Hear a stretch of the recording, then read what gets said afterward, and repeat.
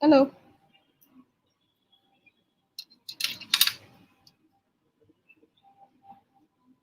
Okay, my mic was muted.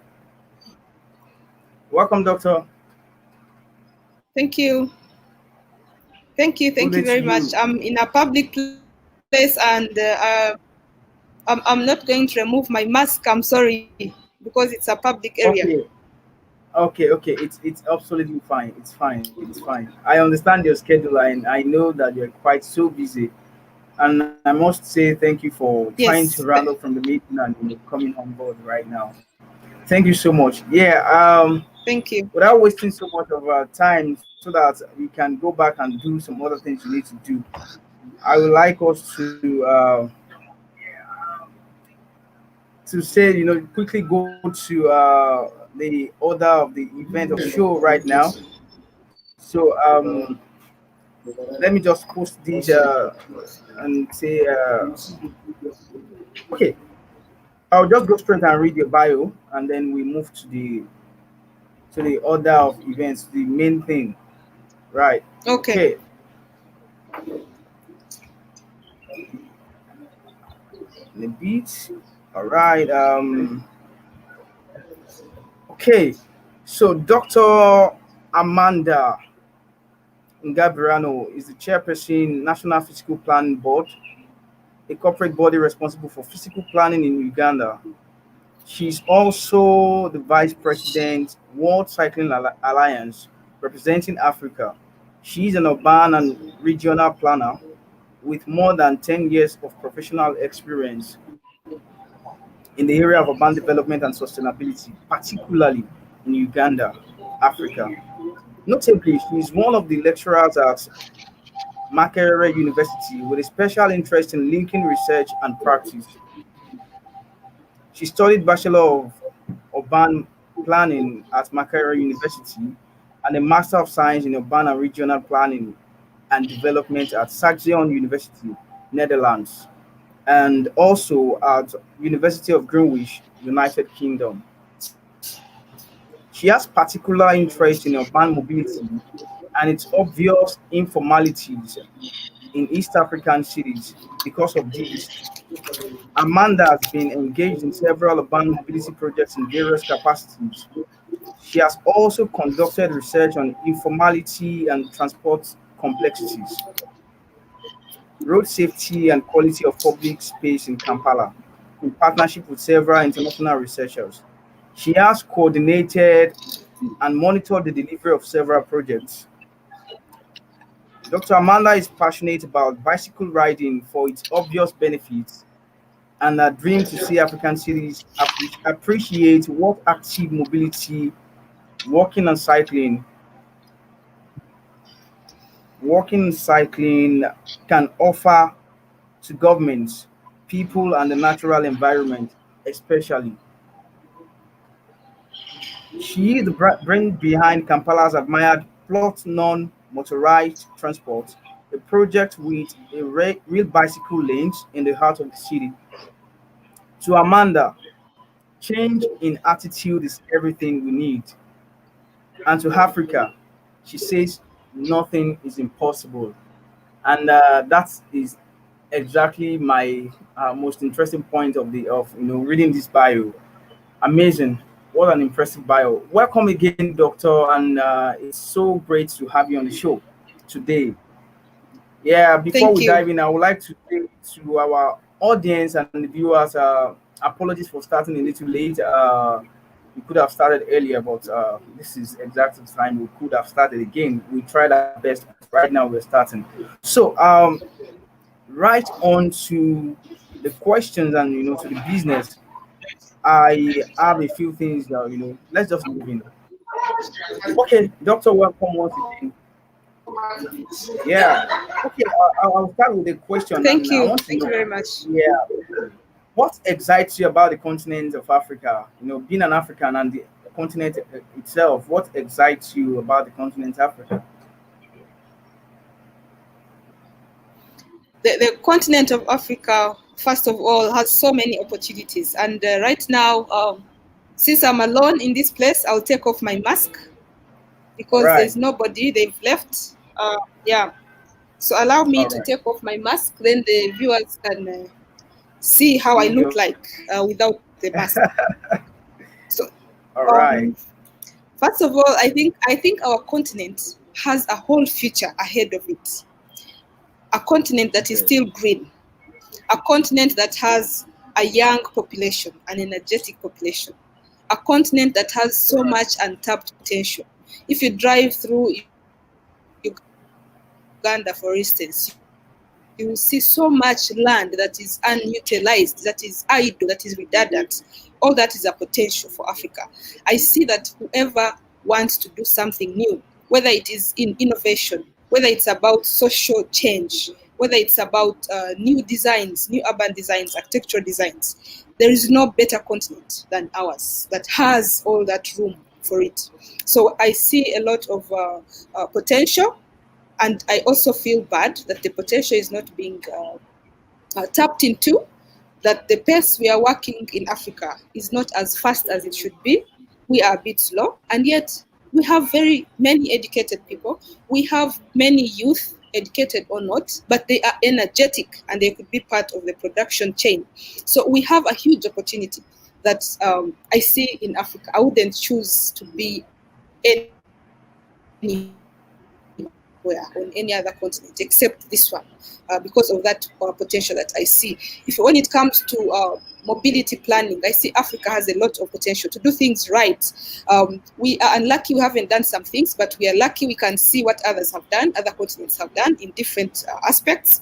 And so Africa has an opportunity to avoid so many mistakes done, for instance, by the West. We have our own culture, we have our own style, our way of life, and we can do things differently. There is innovation now, which was not there many years ago. So Africa is very lucky.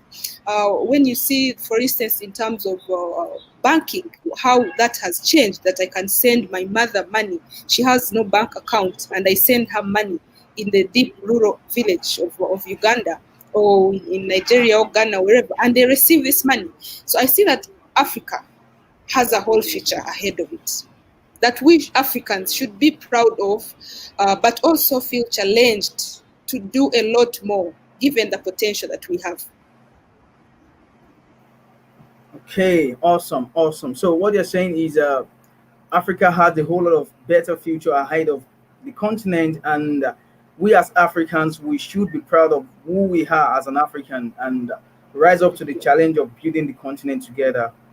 I hear you clearly. I hear you clearly. Awesome, awesome. So, you said some things about the challenges, and I heard you say now it's good for us because we are watching some other, the Western world. They've made some mistakes and they are improving something, so we can actually learn from them and make an improvement on innovation. So, what would you consider, the top three opportunities as an African continent? You said something like about African, having the most young population, as in the young population. We have a lot of young population in Africa, and that should be an advantage. So, looking at that, the population, the soil, and the weather, and all those things, combined together in the continent of Africa, what would you consider the top three opportunities that you can say, okay, as a youth, as a young person, you can, latch on and, run with it to fix the continent of Africa? Um, Fixing that one cuts across so many aspects. It could be in any sector. It could be just even socially ourselves.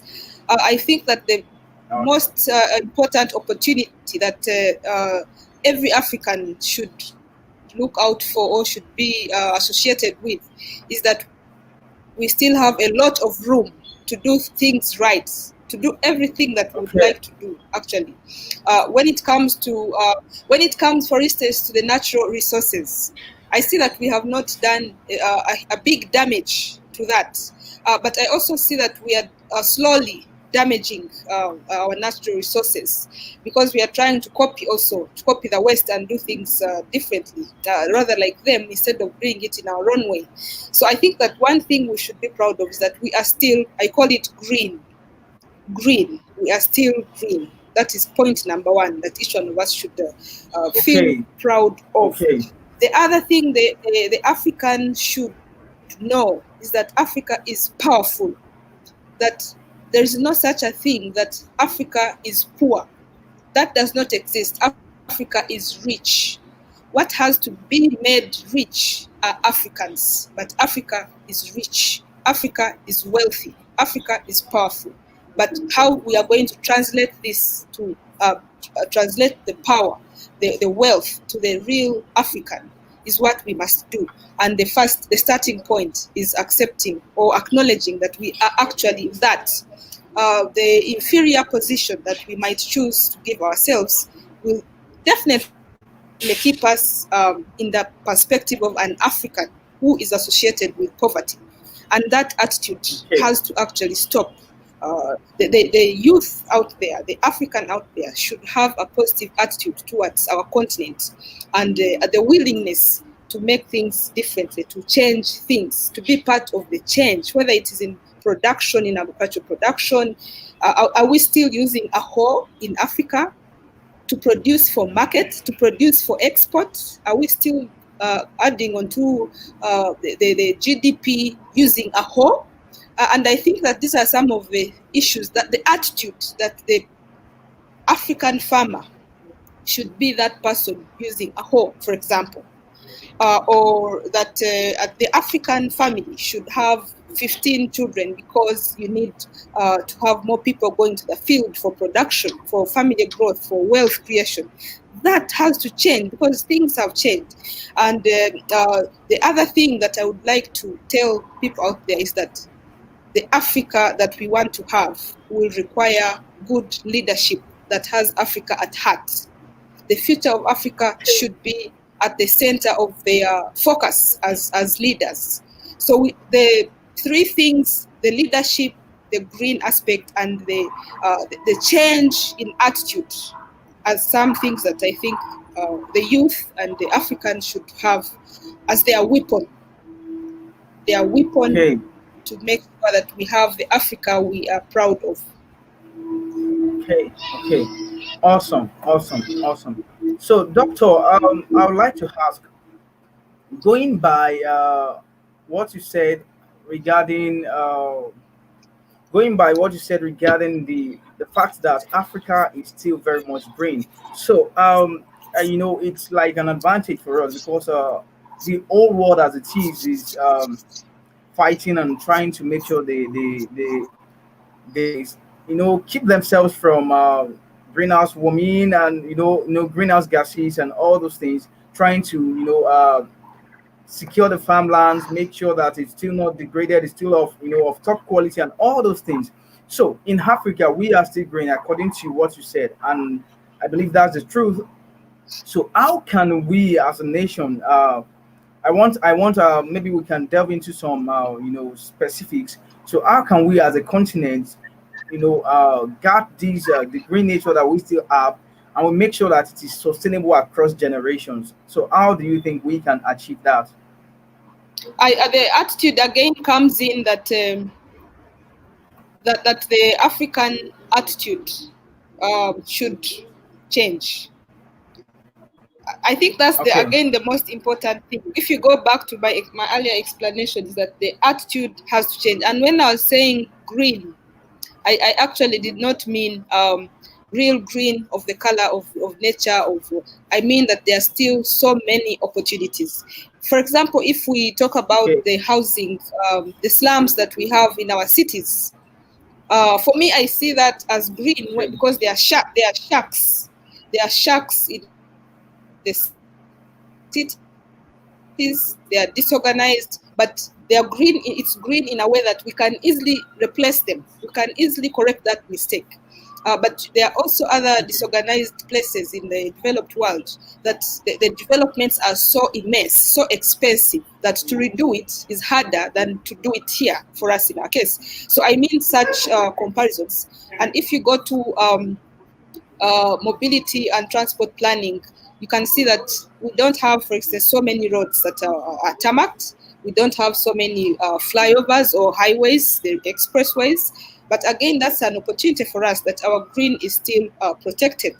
But it also means that we can come up with an efficient traffic and transportation system without necessarily destroying green. For instance, going public transport, doing trams and trains that don't require so much space compared to highways and expressways that eat up the city space, the road space.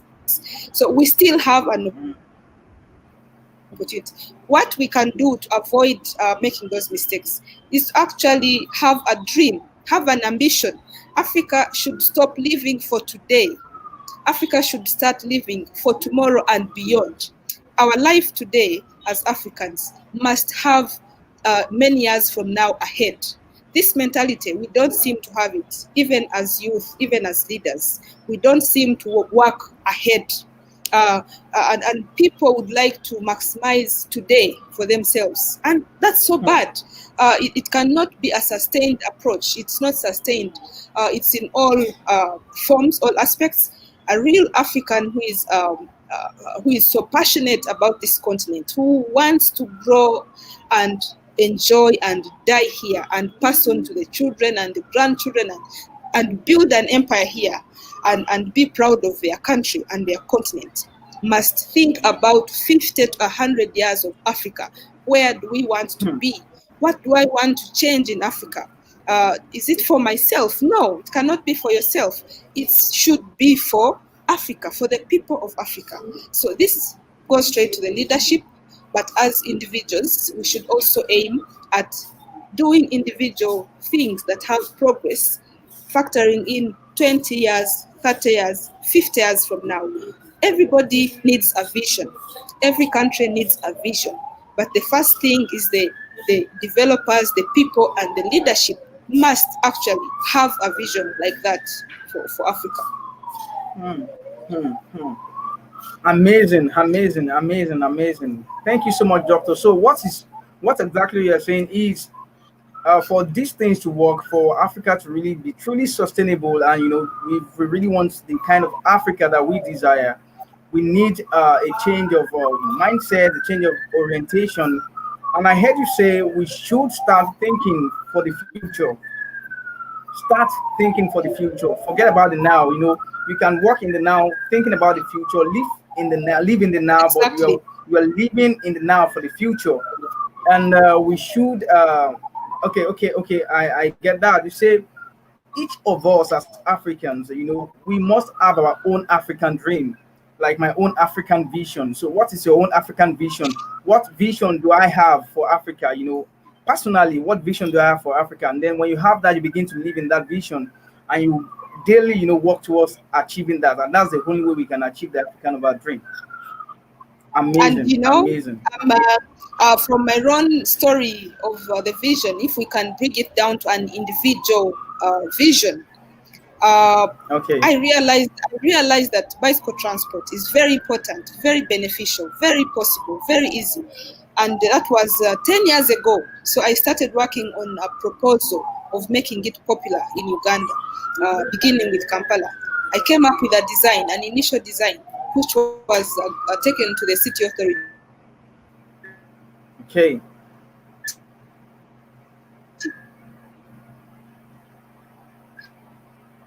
I have been pursuing that design. Sorry, I lost you. I think I have to Yeah. Please, if you can just say say that some other again. things again. Yeah. From Please, please, an please. Yes, individual, please. the project of but from an individual point of view, the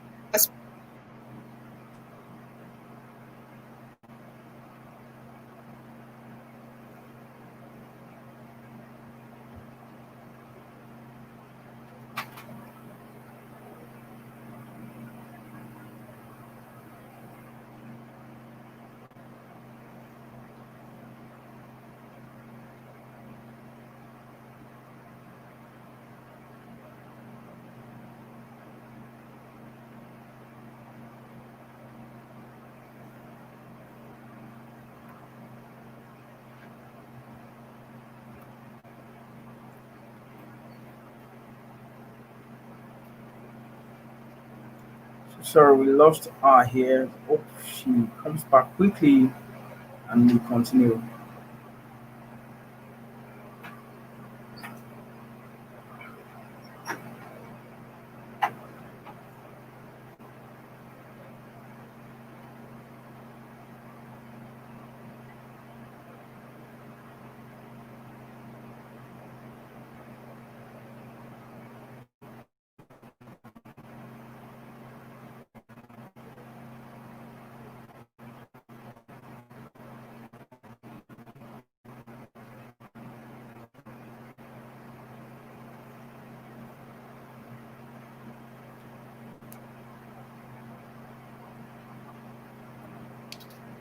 I think we should try to wind up because the line is bad, the network is not good, it's not stable.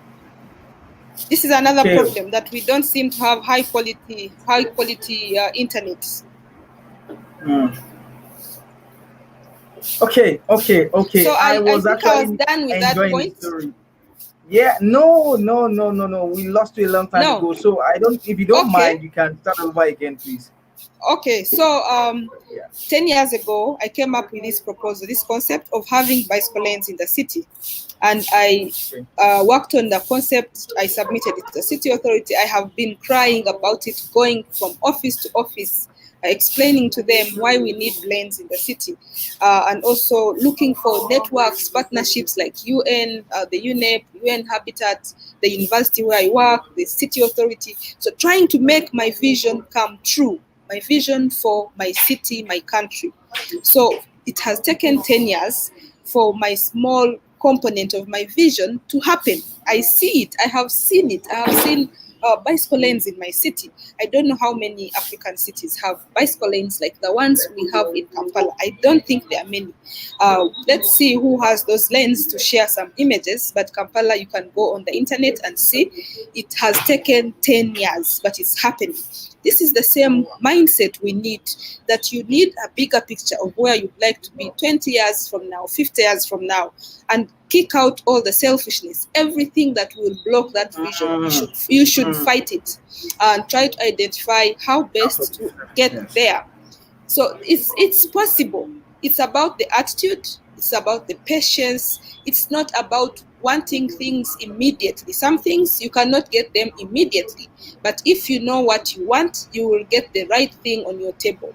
And if you don't know what you want, anything will come your way. So you need to chase what you want and set guidelines, set rules, set the ambition clearly, and also see what measures should be in place to make it happen.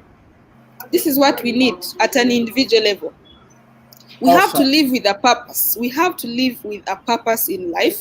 And if you are a professional, what new thing would you like to change in your country? I studied in the Netherlands. When I returned from the Netherlands, I said, what can I change in my country? What new thing is possible? And I saw there were many people riding bicycles, but they had no space. I said, but why? It is so easy, it is so cheap, it will make our people richer, people will be healthy, they will not need the gym. This is my profession, urban planning, urban design. I can make an impact in my country through this aspect of transport, of green transport. So I encourage every one of us, whether you are a leader, whether you are a professional, whatever background you have, you should identify where your change for Africa can be effected.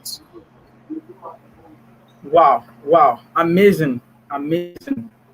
I actually was going to ask you about this story, and fortunately enough, you delve into it, and it's so interesting and amazing. So it's about you said something, and that was a striking point. Like, take away all the selfishness. Take away all the selfishness. Yeah. That's the only time you can Yes. begin to think, you know, continentally. You can begin to think as a continent. You should Yeah. take away all the selfishness. Wow. Okay. I hear you clearly. So I was gonna ask too, like The what would you selfishness and the commitment. you Yes. say? What I did about, sorry, I'm signing a certain document. Repeat that question. Okay. No. It's not a question. I was just trying to buttress the point you just gave. Okay. So yeah. So I'll move on to the next thing, and this thing that you did in Uganda is very laudable, and it's still about keeping our environment and making sure our environment is in good is in good shape, and which for me is very key. Yes. The environment that we live in, Mm, it's one of the most important thing, if not the most important, mm, because if the environment is not good enough, we are not good enough to stay there. So I want to mm. say, this green thinking, green designs, how can we replicate these things, across Africa? You've started already in Uganda already, and it's a very applaudable idea. So how do you think we can, replicate things like this across African continents? Okay. The first point is that it shouldn't be taken for advocacy. It is a professional requirement for that to be done correctly. Just a second, I say here. It shouldn't be taken for advocacy, but professionalism. That's number one. And there are experts who are supposed to do these issues. They are supposed to do this work. So it means that the African leadership has to know that things have to be done correctly. It has to be following a certain rule of expertise. And the other thing is that it's supposed to help the African people to have better lives. And so by Okay. design, by design, everyone should want to do that, that we would like to see better lives. When we look at the transport plans, for instance, by design, we want everybody to be safe. We want the air quality to improve. We want everybody to breathe in good air. And we want the rich, the poor to all meet, interact. We want children to be safe. We want the old people to be safe. So we must think in a professional way. And that way, replication will be very easy. If it has happened in Kampala, there is no reason why it should not happen in Lagos, why it should not happen in Accra, why it should not happen in Nairobi. Because we have seen a lot of things cut across the African continent. If it has to do with designing of space, there is a lot that can be replicated without any Okay. difficulty. So I think it's again about the will. It's about the will that the Mm. Africans have to make things happen. There is this mentality of trying to, when there is something that can be done, and we begin by saying, no, it's not possible because of ABCD, ABCD. We don't say it is possible because it has happened in Kampala. Instead, we say it is not possible because I think that's a bad mentality. It should be, it's Okay. possible and we can do it. And then we see what can stand in its way and we work it out. That's the mentality we need, but not to block the system from doing things right. Okay. We shall Okay. stay, we shall stay backward and behind. We shall stay pitting our continent, and yet we are a wealthy continent. We shall stay thinking we were not blessed. No, we can do these things, but we should stop fearing doing them. We should start doing things correctly and have a vision and ambition. And it would be nice for Africa to rise up together. It would make Hmm. all of us proud.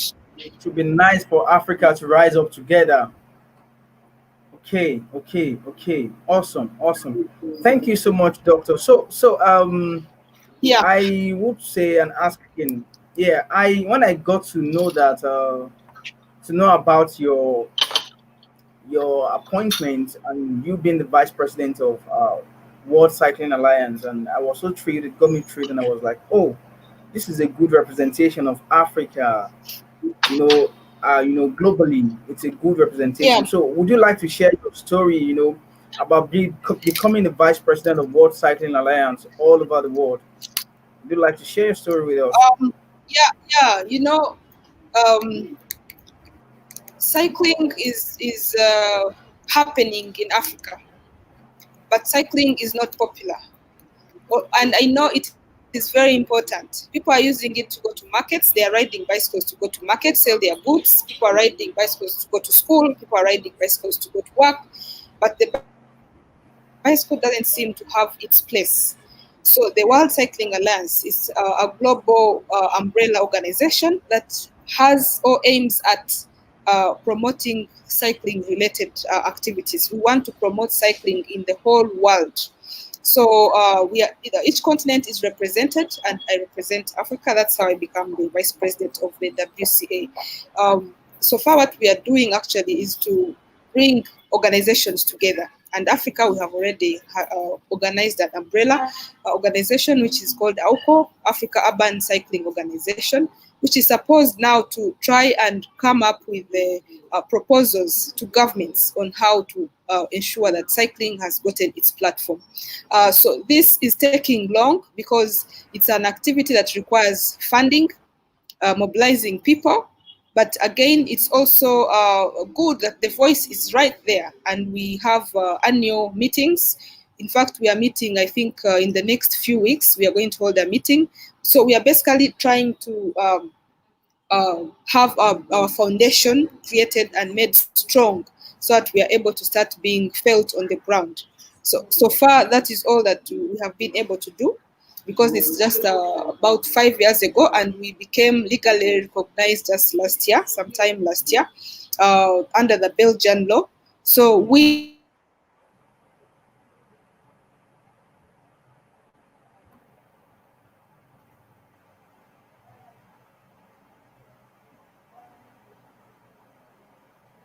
working towards So this is one of the things somebody might be thinking about fixing in Africa: internet. Right. She's back, and let's have her in again.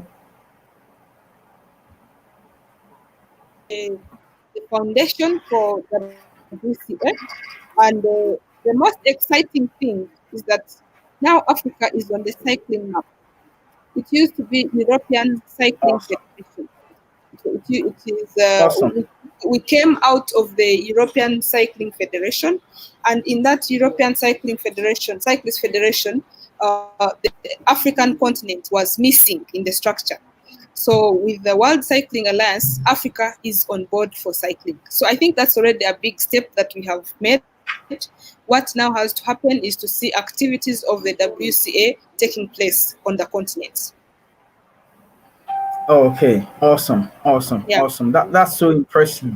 That's so impressive. So we are not just doing it locally. We are globally represented, and then we have a lot going on with us, and that we can do as a continent with respect to cycling and keeping our environment green.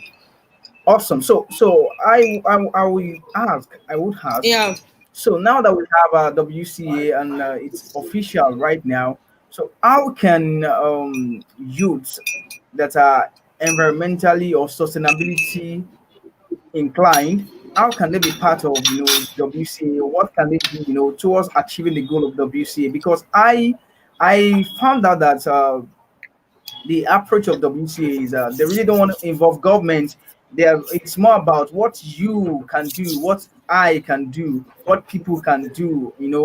Before you now start saying you want to talk to the government, it begins is it's an approach that starts with individuals. So as individual, as the young generation, so how can we start to begin to take on all these legacies or all these philosophies of the WCA towards a sustainable Africa? Okay, so the cycling related organizations doing anything that is promoting cycling can apply to become a member of the WCA. Now, the ones for Africa will have to apply through the Africa Urban Cycling Organization, which is called AUCO. Actually, AUCO is registered in Nigeria, in Abuja. It's not registered Oh, in Uganda. Yeah. So ah, I have a Nigerian partner there. He's called Emmanuel Sani. He organized everything, the legal documentation, and we got our certificate registered in Nigeria. So all the new members will apply through AUFO to become the World Cycling Alliance members. So when we have an assembly, then we will have a representative who will be probably elected at the assembly of WCA, and then can take a position from the WCA. So those are the structures we are setting up, and the information will be on websites. The website which is going to be put up for AUCO, and then those organizations that are promoting cycling will have an opportunity to join, to become a member of WCA through AUPO. Okay, amazing, amazing. But but So again, at an individual level, in communities, at the city level, it's important for us as individuals to start organizing some activities like car-free days, sensitization, social media sensitization, respect for cyclists on the road. Motorists should behave on the road. Such things that can protect the bicycle rider. And I think each one of us should take it up. It could be your brother, it could be your sister, it could be your friend on the bike. So we should just not care who is likely to be affected, but we should care that we want everybody to be safe. So I think anyone can take up that responsibility and sensitize at the community level and also at the city level. so you don't have to be an expert before you start doing something regarding cycling advocacy. So you No, can because once an accident is an accident. If a bicycle rider falls in the trench and breaks their legs, and probably that was the father of 6 children, uh, those children already have become a societal burden. There's a risk that they will be wasted. So the best thing to do is to come out, even if you're not an expert, and you say this is not right, this is wrong. And so we need leaders who can give us this kind of infrastructure.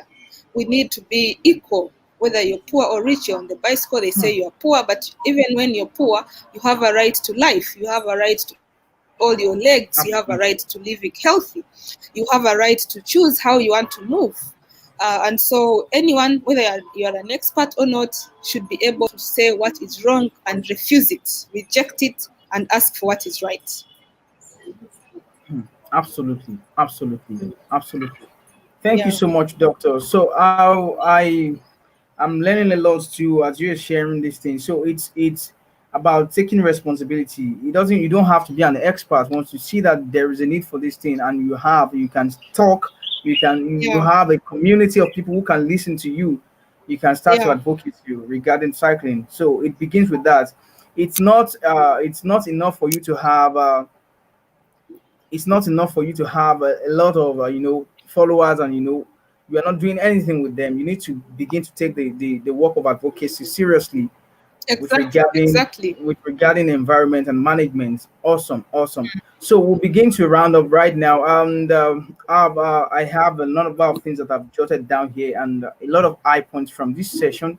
Brief though, but a lot of things. Thank you so much, Doctor. So I would like to ask you on a final note, what would be your advice to Africans with respect to how best we can individual. You've said a number of things actually, and I've picked a number of things too, like some words or a mantra that people can run with.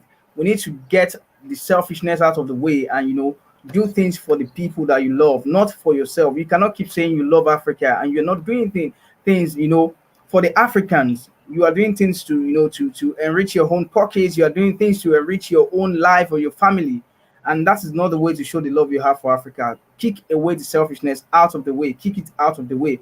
Okay, and that is just one of the things you have mentioned. But rounding up, and on a closing thought, how would you advise the Africans, to participate in this fixing process? How best? Talking about people in the business, people in school, in education, people in tech, people in the agribusiness, and people in several other industries, especially the captain of industries. So how would you advise? Each one of us should identify where their strength is, where Okay. their strength is, and also where their passion is.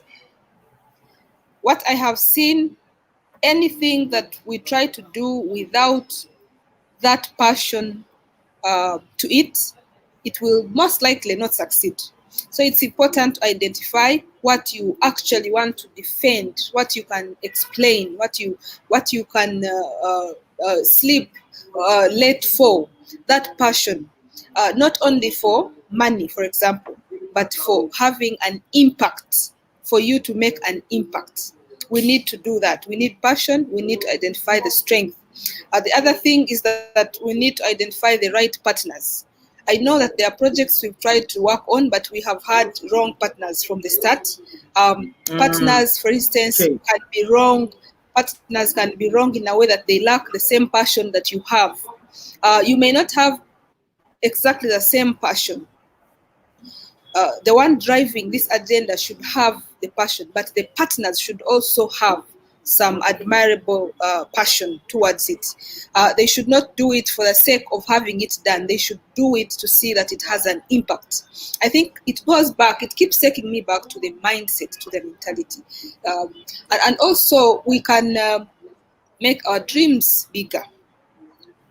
We can make them bigger, and it's okay because we want to start thinking about something today, but it can materialize in the next 20 years for us to see it.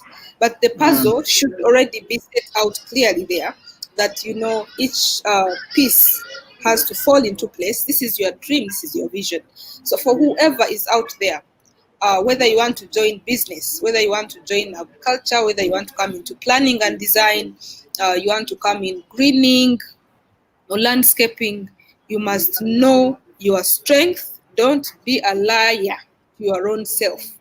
And you must have the passion to actually pick up where you feel you're strong at.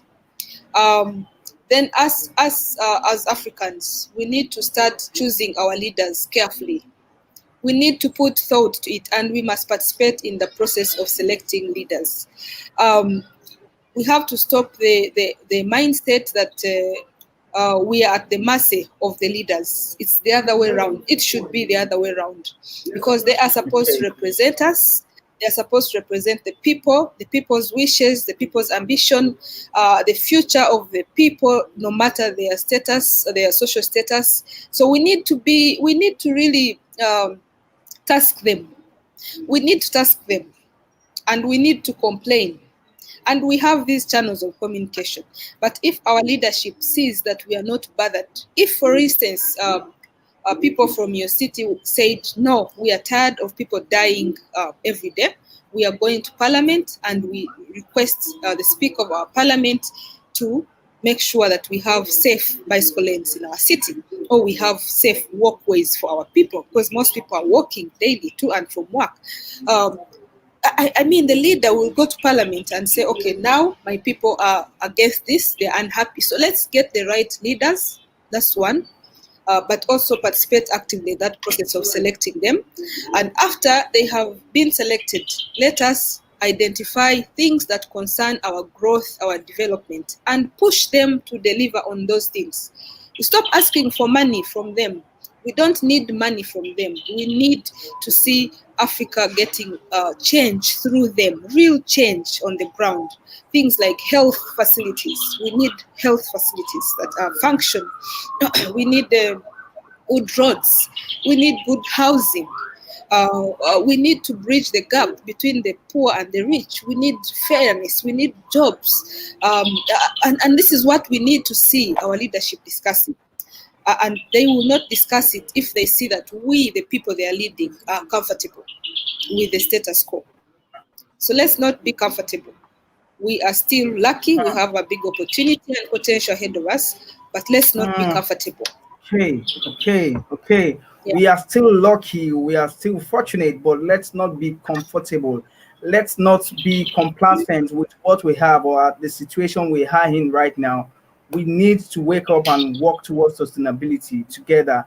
And I would say again, what you say, I need to reiterate that again. That you said it will be nice, it will be good, it will be okay, it will be so good to see Africa rise up together, not not just Uganda alone, not just Nigeria alone, not just Kenya alone. So Africa Mm, should rise up together, and it begins.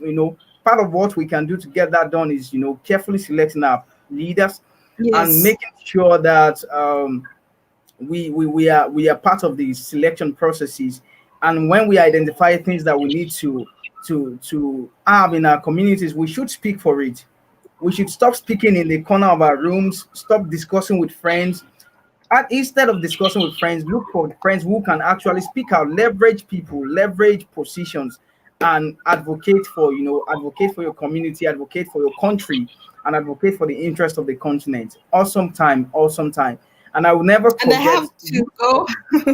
Oh, okay. Yeah. We are done. Awesome time with you, Doctor. And so we are saying a very big thank you to you for availing us this time. We know you're a very busy person, and thank you for coming on the show today. We hope to get in touch some other time. Thank you, Ghana. Thank you, Nigeria. If you are watching this live, if you are watching it a replay, thank you for joining in, and we hope you will take it more seriously and you start fixing your Africa yourself. Thank you very much. Thank you. Thank you very much.